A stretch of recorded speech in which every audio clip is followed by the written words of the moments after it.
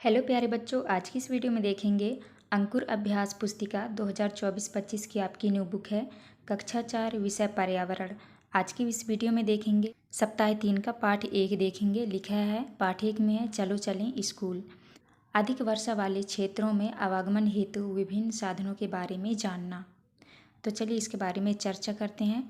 अभ्यास क्रमांक पहले में अभ्यास क्रमांक 1 में दिया है अपने आसपास देखे हुए पुल का चित्र बनाओ एवं रंग भरो।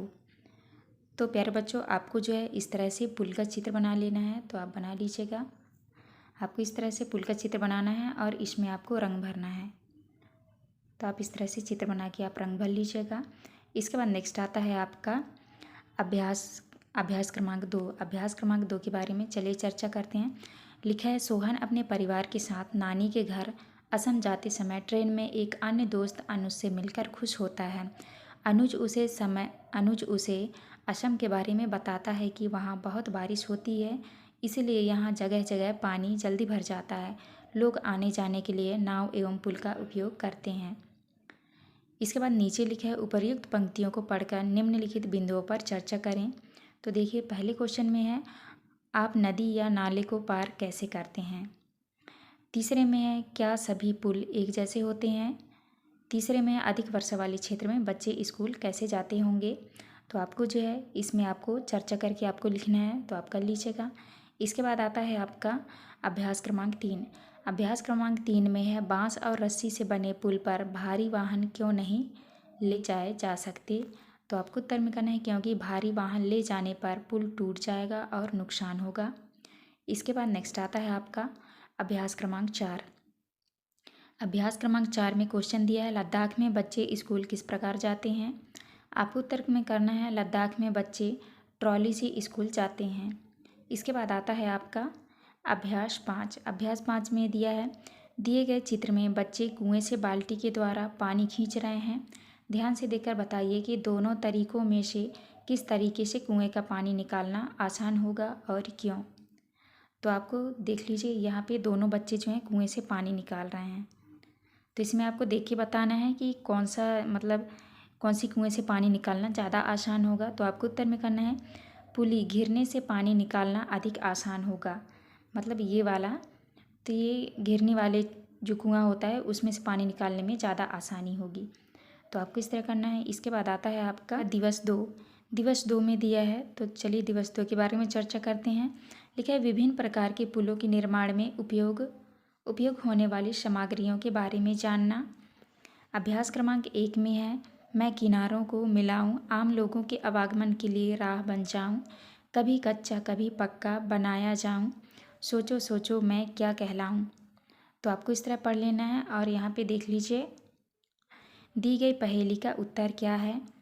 आसपास में देखे हुए पुल के बारे में लिखिए क्या आपने पक्का पुल देखा है।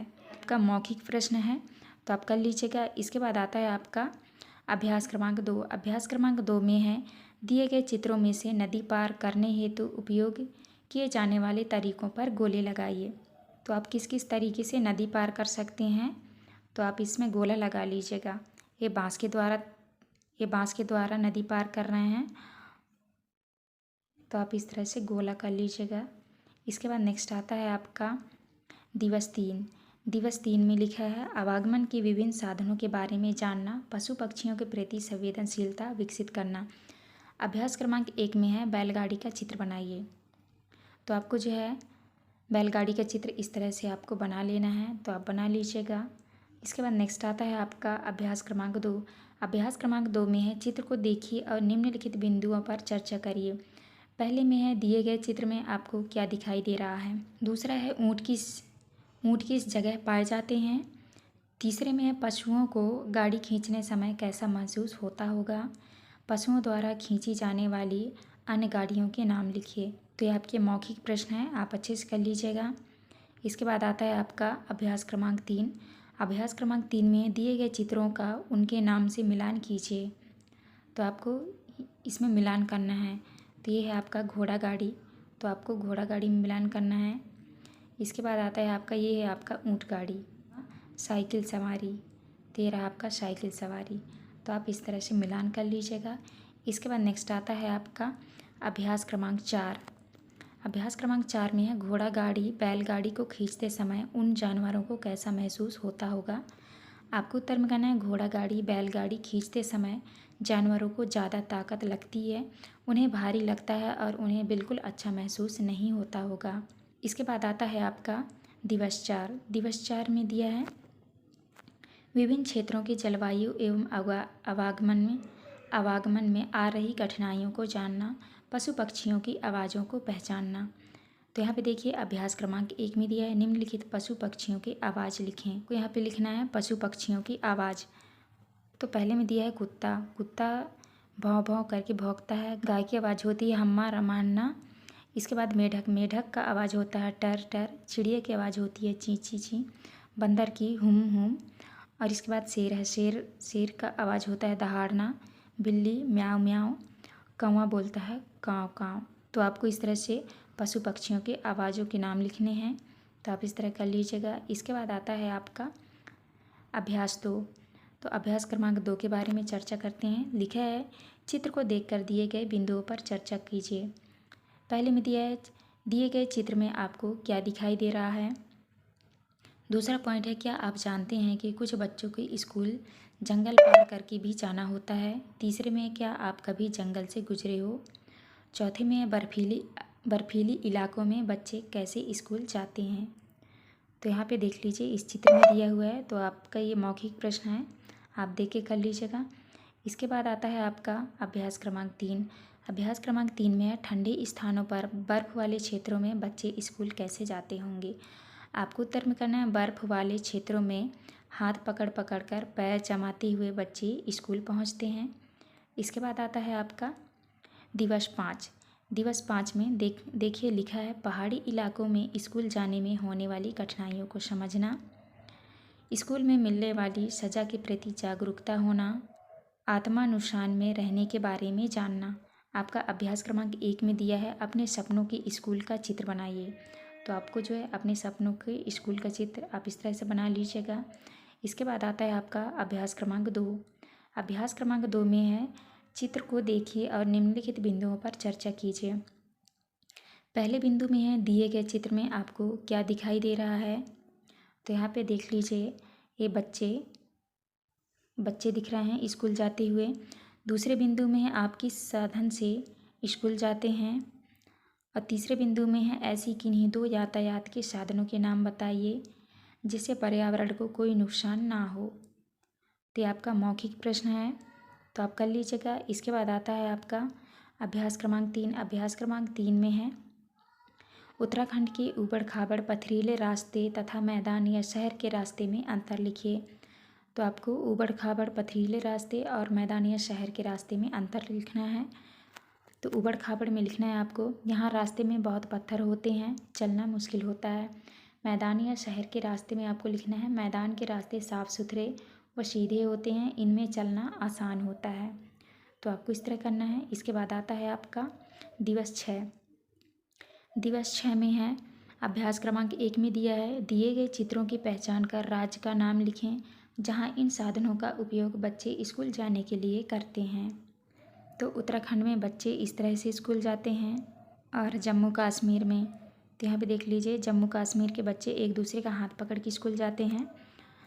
और ये रहा आपका राजस्थान, राजस्थान के बच्चे ऊँट में बैठ के स्कूल जाया करते हैं। इसके बाद है आपका केरल, तो यहाँ पे देख लीजिए केरल के बच्चे किस तरह से स्कूल जाते हैं। यहाँ पे है लद्दाख, इस तरह से करना है कि लद्दाख के बच्चे किस तरह से स्कूल जाते हैं। केरल के, राजस्थान, जम्मू कश्मीर, उत्तराखंड के बच्चे किस किस तरह से स्कूल जाते हैं, तो आपको इस तरह से करना है। इसके बाद आता है आपका अभ्यास क्रमांक 2। अभ्यास क्रमांक 2 में है बाँस के पुल के ऊपर जूते या चप्पल पहनकर चलना आसान है अथवा नहीं, क्यों। तो आपको उत्तर में करना है बाँस के पुल पर जूते चप्पल पहनकर चलना आसान नहीं होगा क्योंकि इससे हम फिसल सकते हैं। इसके बाद आता है आपका अभ्यास क्रमांक 3। अभ्यास क्रमांक 3 में है रिक्त स्थानों की पूर्ति करें। तो पहले में दिया है घोड़ा गाड़ी, तो आपको यहाँ पे भरना है बैल, तो ये आपका हो जाएगा बैलगाड़ी। दूसरे में है बाँस का पुल, आपको यहाँ पे भरना है कमज़ोर। सीमेंट का पुल मजबूत, बाँस का पुल कमज़ोर होता है और सीमेंट का पुल मजबूत होता है। इसके बाद तीसरे में भरना है आपको लद्दाख, इसके बाद चौथे में है, चौथे में भरना है आपको बर्फ। तरह से खाली स्थान भर लीजिएगा। अभ्यास क्रमांक 4, अभ्यास क्रमांक 4 में है वर्ग पहेली में उन जगहों स्थानों के नाम खोजिए जहाँ पर नीचे दिए गए साधनों का उपयोग होता है। पहले में देखिए ऊँट गाड़ी, तो ऊँट गाड़ी का उपयोग कहाँ किया जाता है? राजस्थान में। तो ये देखिए ये रहा आपका राजस्थान। दूसरे में है वल्लम, वल्लम का उपयोग कहाँ किया जाता है? केरल में। तो आप ये देख लीजिए, ये लिखा है आपका केरल। तीसरा है ट्रॉली, ट्रॉली का उपयोग कहाँ किया जाता है? लद्दाख में। तो आपको इस तरह से ये लद्दाख आपका मिल गया। चौथे में है बाँस का पुल, बाँस का पुल का उपयोग कहाँ किया जाता है? असम में। तो ये रहा आपका असम। तो आप इस तरह से कर लीजिएगा। इसके बाद नेक्स्ट आता है आपका अभ्यास क्रमांक 5। अभ्यास क्रमांक 5 में है स्कूल जाने के लिए आप ऐसे कौन कौन से साधन का उपयोग करते हैं जो पर्यावरण को नुकसान ना पहुंचाते हों? तो आपको उत्तर में करना है स्कूल जाने के लिए हम साइकिल, बैलगाड़ी, ऊँट गाड़ी, घोड़ा गाड़ी तथा ऊँट गाड़ी का उपयोग करेंगे। इनसे पर्यावरण को नुकसान नहीं होता। तो आपको इस तरह करना है। इसके बाद आता है आपका अभ्यास क्रमांक 6। अभ्यास 6 में देखिए चित्र पहला, यहाँ पे चित्र पहला और चित्र दूसरा दिया है।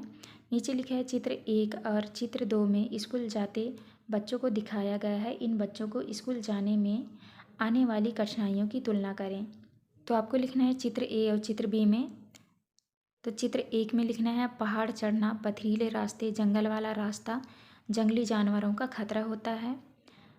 चित्र 2 में है बर्फ़ वाला रास्ता, चलना मुश्किल होगा, फिसलने का खतरा होता है। तो आपको इस तरह करना है। तो प्यारे बच्चों, यहाँ पे हमारी वीडियो कंप्लीट होती है। यहाँ पे आपका जो है सप्ताह 3 कंप्लीट होता है। आपको हमारी वीडियो अच्छी लगी तो प्लीज़ हमारे चैनल को लाइक एंड सब्सक्राइब करिएगा, जिससे आपको आने वाली हर वीडियो की नोटिफिकेशन मिल सके। तो चलिए मिलते हैं अब नेक्स्ट वीडियो में।